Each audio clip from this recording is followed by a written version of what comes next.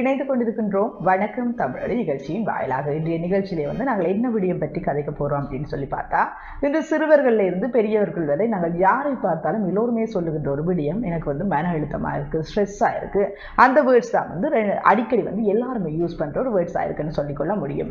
ஏனென்று பார்க்கணும்னு சொன்னா ஒவ்வொருத்தர் ஒவ்வொரு காரணங்களை சொல்லிக் கொண்டிருக்கிறார்கள். படிக்கிற பிள்ளைகளை நாங்கள் பார்க்கின்ற போது அவர்கள் சொல்லுகிறார்கள் கல்வி கற்பதற்கு மன அழுத்தமாக இருக்கின்றது என்று சொல்லி. அதே நேரம் நாங்கள் பெரியவர்களை பார்க்கின்ற போது, ஒரு இளவயதினரை பார்க்கின்ற போது அவர்கள் சொல்லுகிறார்கள் எங்களுக்கு 8 நாட்களில் திருமணம் நடக்கவில்லை, அது ஒரு மன அழுத்தமாக இருக்கின்றது, அல்லது வேலைப்பளு அதிகமாக இருக்கின்றது என்று சொல்லுகிறார்கள். வயது முதிர்ந்தவர்கள் என்ன சொல்கிறார்கள், என்னை பராமரிப்பதற்கு யாரும் இல்லை, என்னில் அன்பு செலுத்துவதற்கு யாரும் இல்லை என்று சொல்லி இவ்வாறு ஒவ்வொரு காரணங்களை தாங்களாகவே உருவாக்கி சொல்லிக் கொண்டிருக்கிறார்கள் மன அழுத்தத்துக்கான காரணங்களாக. உண்மையிலேயே மன அழுத்தம் என்பது ஒரு சாதாரண அடிப்படையில் இருக்கின்ற போது அதனை நாங்கள் சரி செய்து கொள்ளுகின்ற பட்சத்தில் நிச்சயமாக அதில் நாங்கள் முழுமையாக வெளிவந்து கொள்ள முடியும். சிலர் என்ன செய்வார்கள், அது தீவிரப்படும் வரைக்கும் வைத்திருப்பார்கள். ஒரு மன அழுத்தம் தீவிர நிலைக்கு செல்லும் வரைக்குமே இருந்துவிட்டு அதன் பின்னர் தான் அது குறித்து சிந்திப்பார்கள். இவ்வாறான விடயங்கள் இன்றைய நாட்களில் அநேகரால் பேசப்படக்கூடிய ஒரு விடயமாக இருக்கின்றது இல்லையா கிரீரன்? நிச்சயமா இன்றைக்கு மன அழுத்தம் என்பது எல்லா இடத்திலுமே ஒரு பொதுவான விடயமாக மாறிக்கொண்டேதான் இருக்கிறது. ஏனென்றால் மன அழுத்தத்தால் தினம்தோறும் அனைவரும் பாதிக்கப்பட்டு கொண்டிருக்கிறார்கள். எது இந்த மன அழுத்தம், என்ன இந்த மன அழுத்தம் என்ற கேள்வி பலருக்கும் இருந்து கொண்டிருக்கிறது. ஏனென்றால் இன்றைக்கு ஒரு 10 ஆண்டுகளுக்கோ அல்லது ஒரு 5 ஆண்டுகளுக்கு முதலோ மன அழுத்தம் என்றால் என்ன தெரியாத ஒரு சமுதாயமாக நாங்கள் வாழ்ந்து வந்தவங்களுக்கு சாதாரண ஒரு மனம் கொஞ்சம் குழப்பமா இருக்கு, அல்லது மனம் கொஞ்சம் சோர்வா இருக்குன்னா கொஞ்சம் நேரம் நித்திர கொள்வோம், இல்லை நல்லா சாப்பிடுவோம், ஒரு படத்தை பார்ப்போம், அல்லது ஒரு ஃப்ரெண்ட்ஸோட வழியிடுவோம், அதோட எல்லாம் முடிஞ்சு. ஆனால் இன்றைக்கு மன அழுத்தம் என்பது பெரிய விடயமாக பார்க்கப்படுகிறது. சமூக ஊடகங்கள் இல்லை திரைப்படங்கள் எல்லாம் மன அழுத்தத்தை ஒரு பெரிய இதாக காட்டி, அது ஒரு பெரிய நோயாக காட்டி, என்ன எங்களுக்கு நடந்தாலும் மனதில் என்ன சின்ன கவலை தோணாலும் அதை மனது அழுத்தம் பண்ணிச்சு, அது பெரிய விடயமா மாறி அதுக்கு தற்கொலை மட்டும் நாங்கள் யோசிச்சுட்டு அது ஒரு பெரிதாக நாங்கள் தான் பார்த்து கொண்டிருக்கிறோம் என்பது அது ஒரு பெரிய விடயமாக இருக்கு. இன்றைக்கு இந்த மன அழுத்தம், ஸ்ட்ரெஸ், ப்ரெஷர், டிப்ரெஷன் என்ற வேர்ட்ஸ்கள், இந்த சொற்கள் எல்லாம் புதிதாக இந்த சமூகத்தில் அறிமுகப்படுத்தப்பட்டு அதை விளம்பரப்படுத்தி அதை பெரிதாக்கி இன்றைக்கு என்ன வந்தாலும் மனதில் என்ன குழப்பம் வந்தாலும் ஒருவோட ப்ரெஷராக இருக்கும், ஒருவோட ஸ்ட்ரெஸ்ஸாக இருக்கும், ஒருவோட டிப்ரெஷனாக இருக்கும், நான் தற்கொலை செய்ய போறோன்னு என்னையே திங்க் பண்ண வைக்கக்கூடிய அளவுக்கு மாறி இருக்கிறது என்றால் இந்த விளம்பரப்படுத்த இந்த சமூகத்தில் கதைத்து கொண்டிருக்கக்கூடிய மீம்ஸுகள், சமூக வலைத்தளங்களை காட்டக்கூடாது, அது ஒரு பெரிய உலகமாகங்களை காட்டிக்கொண்டு. ஆனால் உண்மையாராய போனால் அது ஒரு சின்ன விடயமாக இருக்கும். கொஞ்சம் கூட சாப்பிட்டு நித்திர உண்ணம் என்றால் அது பின்னர் அவங்களுக்கு மறந்து போகக்கூடிய விடயங்களாக இருக்கும்.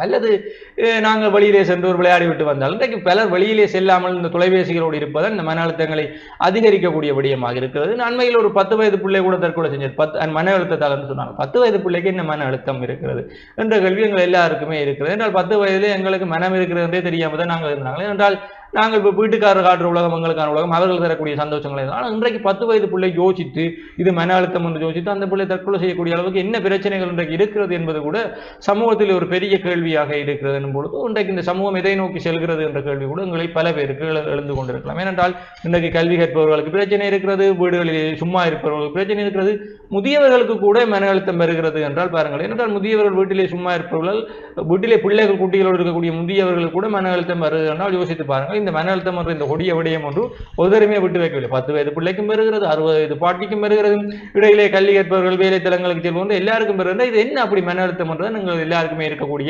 மிகப்பெரிய பிரச்சனையாக இருக்கிறது. அல்ல நாங்கள்லாம் அதை பெரிய விடயமாக பார்த்து கொண்டிருக்கிறோம். ஏனென்றால் இதே பிரச்சனைகள் எங்களுக்கு இருந்திருக்க முடியாது. சமூக வலைத்தளங்களை தாண்டி வேற பிரச்சனைகள் ஒரு 10 வருடங்களுக்கு முதல் எல்லாருக்கும் இதை விட பெரிய பிரச்சனைகள் எல்லாம் இருந்தது.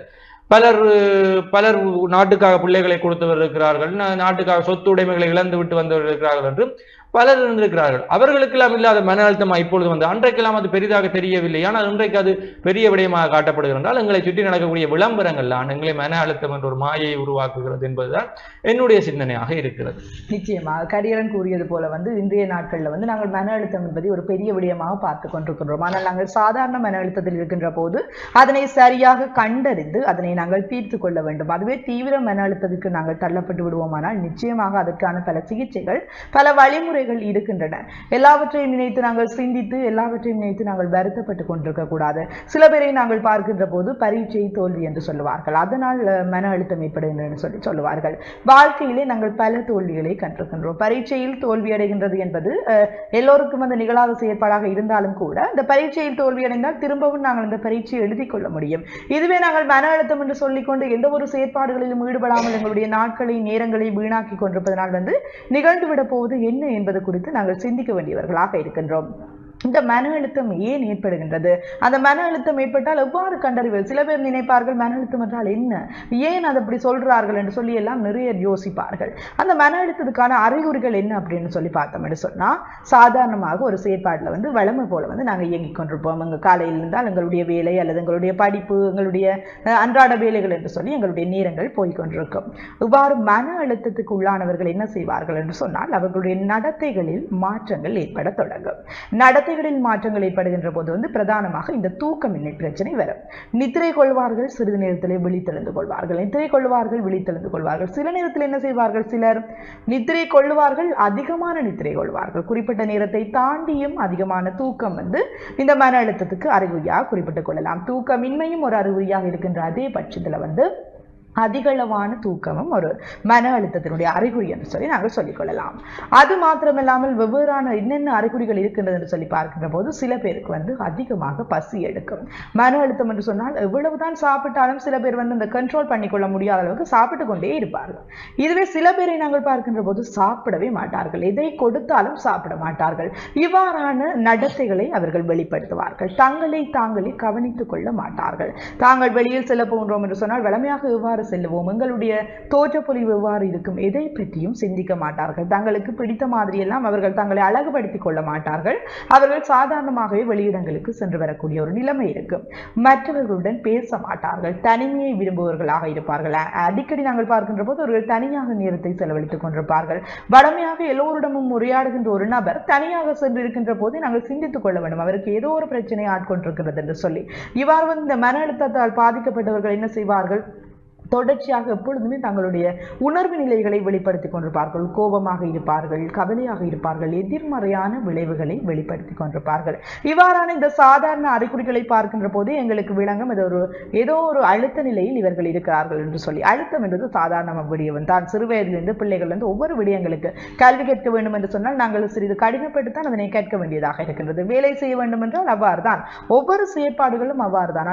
நாங்கள் அது அளவுக்கு அதிகமாக வந்து சிந்திக்கின்றோம், அளவுக்கு அதிகமாக கற்பனை பண்ணுகின்றோம், எங்களுடைய வாழ்க்கை தொடர்பாக அளவுக்கு அதிகமாக நம்பிக்கை வைக்கின்றோம். அந்த நம்பிக்கைகள் உடைந்து போகின்ற போது அழுத்த நிலை ஏற்படுகின்றது. உதாரணமாக நாங்கள் பார்க்கின்ற போது இந்த காதல் தோல்வியில் எல்லாம் அழுத்த நிலைக்கு தள்ளப்படுவதற்கான காரணம் அதுதான். அவர்கள் ஒரு நம்பிக்கை வைத்திருப்பார்கள், அந்த நம்பிக்கை நிலைமை உடைந்து போகின்ற போது அவர்களுடைய மனமதனை தாங்கிக் கொள்ள முடியாத நிலையில் ஒரு அழுத்த நிலைக்கு தள்ளப்பட்டு விடுகிறார்கள். இவ்வாறான பல காரணங்களை குறிப்பிட்டுக் கொள்வார்கள். கடன்களை பெறுகிறவர்கள் சில குறிப்பிட்ட நேரங்களில் வந்து அந்த கடன்களை செலுத்த முடியாதவர்கள் என்ன செய்வார்கள் என்று சொன்னால், என்னால் வாழ முடியவில்லை என்று சொல்லி பல முடிவுகளை, தேவையற்ற முடிவுகளை எடுத்துக் கொள்வார்கள். கடன்களை பெற்றுக் கொள்கின்ற போதே நாங்கள் சிந்திக்க வேண்டும், இந்த கடன்களை எவ்வாறு நாங்கள் செலுத்த போகின்றோம், உங்களால் செலுத்த முடியுமா என்பதை பற்றி நாங்கள் சிந்திக்க வேண்டும். எந்த ஒரு சிந்தனையும் இல்லாமல், எந்த ஒரு திட்டமிடலும் இல்லாமல் வந்து அந்த கடன்களை நாங்கள் பெற்றுவிட்டு பின்னர் எவ்வாறு கட்டுவது என்பது குறித்து நாங்கள் சிந்திக்கின்ற போது அது எங்களுடைய ஞானமின்மை என்றுதான் குறிப்பிட்டுக் கொள்ள முடியும். நாங்களாக ஒவ்வொரு காரணங்களை உருவாக்கி கொண்டு நாங்களாகவே மன அழுத்தம் என்று கூறிக்கொண்டிருக்கின்றோம். ஆகவே நாங்கள் சிந்தித்து செயற்பட வேண்டும். நாங்கள் சிந்தித்து செயலாற்றுகின்ற போது நிச்சயமாக மன அழுத்தத்திலிருந்து நாங்கள் விடுபட்டுக் கொள்ள முடியும், இல்லையா ஹரிஹரன்? நிச்சயமாக. இப்படி இருக்கும்பொழுது இந்த மன அழுத்தம் என்றதை பற்றி அது ஒரு பெரிய விடயமே இல்லை. நீங்க தான் சும்மா எல்லாத்தையுமே தூக்கி பிடித்து கொண்டு மன அழுத்தம் என்னன்னு கேட்டால், மனத்தை நீங்களாம் கூட அழுத்துறீங்க, மனதை வெளியே ஒரு ஆள் வந்து அழுத்தல், நீங்களாம் கூட மனதை அழுத்தி கொண்டிருக்கிறீங்க. அப்ப எல்லாவற்றுக்கும் நீங்கள்லாம் காரணமாக இருக்கிற மன அழுத்தம் என்ற ஒன்று இல்லை. இந்த சமூகத்திலே அதிகமான வார்த்தைகள் பயன்படுத்தப்படுங்க, அதெல்லாம் தூக்கி போடுங்க. நீங்கள் கவலையா இருக்கா, நல்லா சாப்பிடுங்க, கொஞ்சம் போய் நிறுத்தி விடுங்க. இன்னும் கவலையா இருக்கா, இன்னும் கொஞ்சம் கூட நேரம் நிறுத்தி விடுங்க. அல்லது எழும்பி வீட்டுக்காரோட கதைங்க, அல்லது பைக் எடுத்துக்கொண்டு வெளியிறங்கையும் போங்க, அல்லது நண்பர்களோடு வெளியிட போயிட்டு வாங்க. இந்த சமூக வலைத்தளங்களுக்கு மாத்திரம் போயிடாதீங்க. ஏனென்றா மன அழுத்தத்தை அதிகரிக்கக்கூடிய மிகப்பெரிய ஊடகமே இந்த சமூக வலைத்தளங்களாகத்தான் இருக்கிறது. எனவே இன்றைக்கு நாங்கள் கூறக்கூடிய மன அழுத்த அறிகுறிகளை பார்த்து சில பேருக்கு மன அழுத்தம் வந்திருக்கலாம். ஒருவேளை எனக்கு இந்த அறிகுறி இருக்கு, எனக்கு மன அழுத்தம் இருக்கும், எனக்கு நித்திர வருது இல்லை, எனக்கு மன அழுத்தம் இருக்கும், எனக்கு நித்திர கூட வருது, எனக்கு மன அழுத்தம் உண்டா இல்லை, அது உனக்கு நீ ஒழுங்கா உடம்ப கவனிக்கல, அதால் உனக்கு நித்திர வருது. அப்ப கண்டகடியை யோசிச்சு உங்களை நீங்களே அப்படி நினைச்சு கொள்ளாங்க. அப்ப இந்த மன அழுத்தம், மன கவலை வருதுன்னு சமூக வலைத்தளங்களுக்கு நுழைகிறத தயவு செஞ்சு தவிர்த்துக் கொள்ளுங்க. ஏனென்றா கண்டவன் கடியன் எல்லாம் கண்டதை ஸ்டேட்டஸை போடுவான். அதை பார்த்து நீங்கள் டிப்ரெஷன் ஆயிடுவீங்க. ஒரு தன் வந்து ஒரு விபத்தில் பாதிக்கப்பட்டிருக்கக்கூடிய ஒருவருக்கு விபத்தை பற்றிய ஒரு விடயத்தை நாங்கள் பகிர்ந்து கொண்டு அது வந்து அவருக்கு மிகப்பெரிய ஒரு மன அழுத்தத்தை உருவாக்கும். ஒரு சமூகத்தில் ஒரு வன்முறை ஒன்றை எதிர்நோக்கி இருக்கக்கூடியவர்கள் சமூக வலைத்தளங்களால் பாதிப்படைந்து இருக்கக்கூடியவருக்கு அதை பற்றி ஒரு விடயத்தை நாங்கள் கதைக்கும் பொழுது அவருக்கு சாதாரணமாக அந்த விடயமும் அவரை வந்து தூண்டிய மன அழுத்தத்தை உண்டு பண்ணக்கூடியதாக இருக்கும். நாங்கள் இப்பொழுது சிறுவயதிலிருந்து பார்ப்போம், ஆங்கில படம் பிடிக்காது, ஆங்கில படத்தில் எங்களுக்கு புள்ளிகள் குறைந்து விட்டது. ஆனால் ஆங்கில படத்திலே அதிக புள்ளிகள் எடுத்தவரை பாராட்டும் பொழுது அல்லது ஆங்கில படத்தை பற்றி ஒரு கதைக்கும் பொழுது அது யாரும் ஆங்கிலம் கதைத்தாலே எங்களுக்கு ஒரு கவலைக்குரிய விடயமாக மாறுறது, மனதில் ஏதோ எல்லாம் செய்யும். அதே மாதிரி நாங்கள் எதால் பாதிக்கப்பட்டுக்கிறோமோ அந்த விடயங்களை பார்க்கும் பொழுது அதால் நாங்கள் இன்னும் பாதிக்கப்படுவோம். எனவே அவற்றை எங்களுக்கு தேவையில்லாத விடயங்களை தேவையாக காட்டும் விடயப்பரப்புகளை இந்த சமூக வலைத்தளங்கள் மிக உன்னிப்பாக செய்து கொண்டிருக்கின்றன. மிக கணிசமான அளவில் எங்களுக்கு தேவையில்லாத விடயங்களை தான் இந்த சமூக வலைத்தளங்கள் கொடுத்து கொண்டும் இருக்கின்றன. எனவே நாங்கள் சமூக வலைத்தளங்களில் நுழைவதால் தான் பெரிய மன உளைச்சல்களை எதிர்நோக்கி கொண்டிருக்கிறோம். ஏனென்றால் சமூக வலைத்தளங்கள்ல எல்லாருமே ஒவ்வொரு மைண்ட் செட்ல இருப்பாங்க. சில பேர் கையை கத்தியால வெட்டி போட்டோ போடுவான், சில பேர் கையில ரத்தத்தால் எழுதி காதல நிரூபிப்பான் என்று கண்ட விடயங்கள் எல்லாம் உங்களுக்கு காட்டி கொண்டிருப்பாங்க. அப்ப அதுகளை பார்த்து ஸ்ட்ரெஸ் டிப்ரெஷன் ஆகாம அப்படியேதான் மனது கவலையா இருக்கா, நல்லா நித்திர கொள்ளுங்க, நல்லா சாப்பிடுங்க, நல்லா தண்ணி விடுங்க, வீட்டில் இருக்கிறாங்களோட நல்லா பேசுங்க, அல்லது பைக் எடுத்து வெளியிட போங்க, நண்பர்களோட சேருங்க, வீட்டில் இருக்கிறாங்களோட போங்க, அல்லது சமைக்க தெரியுதோ இல்லையோ நீங்களா என்னத்தையும் சமைச்சு வீட்டுக்காரருக்கும் கொடுத்து அதுல மன உளைச்சலை கூட்டுங்களோ இல்லையோ நீங்கள் உங்களோட மன உளைச்சல்களை குறைச்சி கொள்ளுங்க. அதை விட்டுட்டு சமூகத்தில் அதை கூறு அந்த அறிகுறி இருக்கா இந்த அறிகுறி இருக்குன்னா ஒரு அறிகுறியும் இல்லை. நீங்களாம் உங்களை எப்படி காட்டிக் கொள்கிறீர்கள். நாங்கள் பார்க்காத மன அழுத்தம் என்றால் எங்களுக்கு இன்றைக்கு ஆங்கிலம் என்பது அனைவருக்கும் சாதாரண விடயம். எல்லா பிள்ளைகளுக்கும் ஆங்கில படமுடைய தடையான படம். அன்றைக்கெல்லாம் நாங்கள் ஆங்கில படம் மார்க்ஸ் குறைகிறது என்பது தனி அதை என்னென்னு படிக்கிறேன்னு தெரியாமே மன உளைச்சிருக்கும். ரிப்போர்ட்டர் எல்லா பாடமும் நல்ல மார்க்ஸாக இருக்கும். ஆனால் இந்த ஒரு ஆங்கில பாடம்ன்றது மிக குறைவான புள்ளிகளாக தான் இருக்கும். அப்படி இருக்கும்போது அதை வச்சே குத்தி காட்டுவாங்க, அல்ல இந்த மெக்ஸ் பாடத்தை குத்தி காட்டுவாங்க. அப்படி நிறைய விடயங்கள் குத்தி காட்டும் பொழுது நாங்கள் கவலைப்படும். ஆனால் அது மன உளைச்சல் இல்லை. ஆனால் இன்றைக்கு ஒரு பிள்ளை ஓஎல்ல ரிசர்ச் குறைஞ்சிட்டு ஏஎல்ல ரிசர்ச் குறைஞ்சிட்டு தற்கொலை செய்கிற அளவுக்கு போகிறார்கள் என்றால் நீங்கள் அவற்றை பெரிய விடயங்களாக பார்த்து கொண்டு இன்றைக்கு சமூகத்திலே இந்த பரீட்சைகளை தாண்டி பல விடயங்கள் சாதனைக்குரிய விடயங்களாக மாறிவிட்டது. அவற்றின் பக்கம் எங்களை திருப்பிக் கொள்ள வேண்டும். நான் மீண்டும் கூறுவது என்னவென்றால் இந்த சமூக ஊடகங்களுக்கு மன உளைச்சலோ அல்லது மனக்கவலையோ மனச்சோர்வோ வந்தால் தயவு செஞ்சு இந்த சமூக ஊடகங்களுக்கு மாத்திரம் நுழைஞ்சிறாங்க. ஏன்னா அவங்களே உங்களை தற்கொலை இந்த பக்கம் கூட்டிய விடக்கூடிய வேலைகள் எல்லாத்தையும் இந்த சமூக வலைத்தளங்களையும் சாதாரணமாக பாருங்க. நாங்கள் ஒரு உடுப்பொண்டு பார்க்குறோம், ஒரு பேச்சில் போய் ஒரு உடுப்பொண்டை பார்க்குறோம்டா தொடர்ச்சி எங்களுக்கு வர விளம்பரம் முழுக்க அந்த உடுப்பு சம்மந்தமாகவே இருக்கும். நாங்கள் சொல்கிறோம் அங்கே இந்த உடுப்பை தான் எங்களுக்கு அனுப்புங்கன்னு இல்லை. ஆனால் அவன் எப்படியோ அறிந்து எங்களோட டேட்டாஸ் எடுத்து அனுப்புறான். அது மாதிரி நாங்கள் ஒரு மனச்சோர்வல் ஒரு விபத்து அல்லது ஏதாவது ஒரு விடயம் சார்பாக ஒரு வீடியோ பார்த்தோம்டா தொடர்ச்சியாக எங்களுக்கு அங்கே வரக்கூடிய நோட்டிஃபிகேஷன் வரக்கூடிய முழுக்க அந்த வீடியோக்களாக தான் இருக்கும். அப்போ தொடர்ச்சியாக அதை பார்த்து நாங்களும் மனச்சோர்வடைய வாய்ப்பு இருக்கிறது. அப்போ மனச்சோர்வு வந்தால் இந்த சமூக வலைத்தளங்கள் போன் எல்லாத்தையும் மூடி வச்சுட்டு மனிதர்களோடு பேச பழகி கொள்ளுங்கள் என்பதை தான் குறிப்பிடுவோம். நிச்சயமாக கரீரன், நீங்கள் கூறிய விடயங்களில் நாங்கள் அதிகமாக கூற வேண்டிய ஒரு விடயம் என்னவென்று சொன்னால் மனிதர்களுடன் பேச பழக வேண்டும். நாங்கள் எல்லாம் இன்று என்ன செய்கின்றோம், எத்தனை உறவுகள் நாங்கள் இன்று எங்களுடைய பெற்றோர்கள் சகோதரர்களிடமிருந்து ஒன்றாக இருந்து சாப்பிடுகின்றோம், ஒன்றாக பேசுகின்றோம். எல்லாம் எண்ணி பார்க்கக்கூடிய நாளாகத்தான் இருக்கின்றது. சிலர் என்ன நினைப்பார்கள் என்று சொன்னால் இந்த அறிகுறி அந்த அறிகுறி என்று சொல்லி தாங்களே வருத்தி கொண்டிருப்பார்கள்.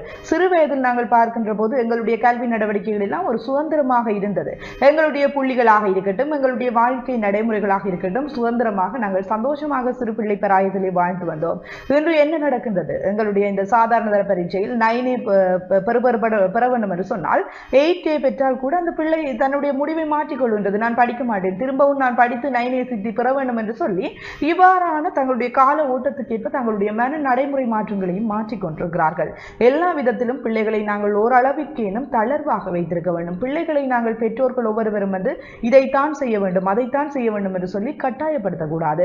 அவர்களுடைய விருப்பங்களையும் கேட்டறிய வேண்டும். பிள்ளைகளை மாத்திரமல்ல ஒவ்வொருவருடைய உறவுகளிடையும் இது இருக்க வேண்டிய ஒரு விடயமாக இருக்கின்றது. புரிந்துணர்வு மிக மிக அவசியமான ஒரு விடயம். இந்த புரிந்துணர்வற்ற உறவுகளிடையே அதிகமாக பிரச்சனைகள் ஏற்படக்கூடிய வாய்ப்பு இருக்கின்றது. ஒவ்வொரு பிள்ளைகளையும் நாங்கள் புரிந்து கொள்ள வேண்டும். ஒவ்வொரு மனித மனங்களையும் நாங்கள் புரிந்து கொள்ள வேண்டும். முடிந்த வரைக்குமே மற்றவர்கள் எங்களால் சிந்திக்க முடியாது, எங்களால் ஊகிக்க முடியாமல் இருந்தால் கூட அவர்கள் என்ன சிந்திக்கிறார்கள் என்று சொல்லி காயப்படுத்தாமல் இருக்க முடியும். மனதளவில் மற்றவர்களுடைய வார்த்தை பிரயோகங்களை நாங்கள் பயன்படுத்துகின்ற போது கூட அவர்களை காயப்படுத்தாத அளவிற்கு எங்களுடைய வார்த்தை பிரயோகங்கள் இருக்க வேண்டும். சில சமயங்களில் பலர் பல பிரச்சனைகளில் சோர்வுகளில் இருப்பார்கள். நாங்கள் சென்று பேசுகின்ற போது நாங்கள் பேசுகின்ற அந்த வார்த்தை அவர்களுக்கு ஆதரவாக இருக்கும், அது ஆறுதலாக இருக்கும். அது மாத்திரமில்லாமல் அவர்கள் ஏங்கிக் கொண்டிருப்பார்கள், என்னுடைய பிரச்சனையை தீர்க்காவிட்டாலும் என்னுடைய பிரச்சனையை கேட்பதற்கு ஒருவர் இருக்க வேண்டும் என்று சொல்லி. அவ்வாறு நாங்கள் கேட்பவர்களாக இருக்கின்ற போது கூட நாங்கள் அவர்களுக்கு உதவி செய்வதாக இருக்கும். ஆகவே இந்த மன அழுத்தம் குறித்து நாங்கள் அதிக அளவு சிந்திக்க தேவையில்லை. சாதாரணமாக எங்களுக்கு மனம் ஒரு தளர்வு நிலையில் இருக்கின்றதா அல்லது மனதில் குழப்பங்கள் ஏற்பட்டு கொண்டிருக்கிறது சொன்னால் எங்களுக்கு பிடித்த ஒரு விடயத்தில் நாங்கள் ஃபோக்கஸ் பண்ணலாம். அதாவது இப்போ எங்களுக்கு ஒரு அலங்கார பொருட்கள் செய்வது பிடித்த ஒரு விடயமாக இருக்கலாம், அல்லது சிலருக்கு ஒரு மொழியை கற்பது பிடித்த விடயமாக இருக்கலாம், அல்லது தைப்பது பிடித்த விடயமாக இருக்கலாம். இவ்வாறான இந்த தங்களுக்கு பிடித்த துறைகளிலே மனதில் ஒரு சலசலப்பு ஏற்படுகின்ற போது பிடித்த துறையில் கவனம் செலுத்துகின்ற போது எங்களுடைய கவனம் முழுவதுமே அதற்குள் சென்று விடுகின்றது. ஆகவே தேவையற்ற பிரச்சனைகளை நாங்கள் சிந்திக்க வேண்டிய நிலை வராது, அல்லது அதை குறித்து நாங்கள் வருத்தப்பட்டு கொண்டிருப்பதற்கு எங்களுக்கு நேரமும் இருக்காது. ஆகவே நல்ல விடயங்களில் நாங்கள் கவனம் செலுத்துகின்ற போது எங்களுடைய அந்த மன அழுத்தம் இன்னொன்றின் மேல் திணிக்கப்பட்டு நாங்கள் சந்தோஷமாக அந்த பாதையில் சென்று கொண்டு முடிகின்றது. அது மாத்திரமல்லாமல் எங்களுக்கு மனம் ஒரு சோர்வாக இருக்கின்ற சந்தர்ப்பங்களில் நாங்கள் இயற்கையை ரசிக்கலாம். இயற்கையை நாங்கள் பார்க்கின்ற போது பல ஆராய்ச்சியாளர்கள் சொல்லுகின்ற ஒரு விடயம், அதிசயமான நிகழ்வுகள் அல்லது நாங்கள் எதிர்பாராத ஒரு நிகழ்வுகளை நாங்கள் பார்க்கின்ற போது அந்த நிகழ்வுகளின் ஊடாக எங்களுடைய மனதில் இருக்கின்ற அந்த தேவையற்ற பிரச்சனைகள் தீர்க்கப்படுகின்றன. நாங்கள் சாதாரணமாக ஒரு பிரச்சனையோடு செல்லுகின்றோம் என்று சொன்னால் ஒரு இயற்கையின் ஒரு வித்தியாசமான படைப்புகளை பார்க்கின்ற போது இவ்வாறெல்லாம் எங்களுடைய இந்த இயற்கையில் இருக்கின்றன என்று சொல்லி அதனை நாங்கள் ரசிக்க செல்லுகின்ற சந்தர்ப்பங்களில் எங்களுடைய பிரச்சனைகள் தானாகவே தீர்க்கப்பட்டு விடுகின்றன என்று சொல்லப்படுகின்றது. அது மாத்திரமில்லாமல் உறவுகளுடன் இருந்து நாங்கள் பேச வேண்டும், எங்களுடைய பிரச்சனைகளை பகிர்ந்து கொள்ள வேண்டும். சில பிரச்சனைகளுக்கு சாதாரணமான தீர்வுகள் இருக்கலாம், ஆனால் நாங்கள் என்ன செய்வோம், நாங்கள் தனியாகவே சிந்தித்து தனியாகவே யோசித்து இது பிழையாக இருக்கும் என்று சொல்லி தவறான முடிவுகளை எடுக்கின்ற அந்த சந்தர்ப்பங்களில் சில பேர் சொல்லுகின்ற ஒரு விடயம், இது சாதாரணமான விடயம், இதை இவ்வாறெல்லாம் தீர்த்து கொள்ள முடியும், ஏன் இவ்வாறெல்லாம் நீ சிந்திக்கின்றாய் என்று சொல்லுவார்கள். உண்மையும் அதுதான். பலரிடையே பல கருத்துக்களை நாங்கள் கேட்கின்ற போது ஒரு பிரச்சனைக்கு எங்களுக்கு முடிவு தானாகவே கிடைத்துவிடும். அந்த பலருடைய கருத்துக்களை கேட்டு அதில் நாங்கள் எங்களுடைய முடிவை நாங்களாக எடுத்துக்கொள்ள முடியும். இது நாங்கள் என்ன செய்வோம், நாங்களே துன்பப்பட்டு நாங்களே கஷ்டப்பட்டு நாங்களே மனதளவில் ஒன்றை சிந்தித்து நாங்களே முடிவையும் எடுத்துக்கொள்கின்றோம். மற்றவர்களுடன் பேசுங்கள், மற்றவர்கள் என்ன சொல்லுகிறார்கள், அவர்களுடைய கருத்துக்கள் எவ்வாறு இருக்கின்றது என்று சொல்லி நாங்கள் மனம் விட்டு பேசி சிரிக்கின்ற போதே எங்களுடைய மனதில் இருக்கின்ற அந்த பிரச்சனைகள் தீர்ந்து போய்விடுகின்றன. அவை மாத்திரமல்லாமல் பல்வேறு விடயங்கள் இருக்கின்றன. எங்களுடைய உடல் ஆரோக்கியத்தை நாங்கள் மேம்படுத்திக் கொள்ள வேண்டும். சில சமயங்களில் எங்களுடைய உடல் ஆரோக்கியம் இல்லாத பட்சத்தில் கூட நோய்கள் வருகின்ற போது அந்த நோய்களை எதிர்கொள்ள முடியாமல் எங்களுக்கு அழுத்த நிலை ஏற்படுகின்றது. அது மாத்திரமல்லாமல் பல்வேறான விடயங்கள் இருக்கின்றன. நாங்கள் அழுத்தம் என்று சொல்லி எங்களை நாங்களே சொல்லிக் கொண்டிருக்கின்றோம். ஒரு விடயத்தை சாதாரணமாக எடுத்துக்கொள்ள பழகுங்கள். எத்தனையோ பேர் எவ்வாறான பிரச்சனைகளுடன் இருக்கின்றார்கள். அவர்கள் சொல்லுவார்கள், என்னுடைய பிரச்சனை தான் பெரிய பிரச்சனை என்று சொல்லி ஒவ்வொருவரும் சொல்லிக் கொண்டிருப்பார்கள். ஆனால் அந்த பிரச்சனையை தாண்டி இன்னொரு பிரச்சனை வருகின்ற போது அந்த பிரச்சனையை விடுத்து அடுத்த பிரச்சனை தான் பெரிய பிரச்சனை என்று சொல்லி தங்களுக்குள் தாங்களே வாதிட்டுக் கொண்டிருப்பார்கள்.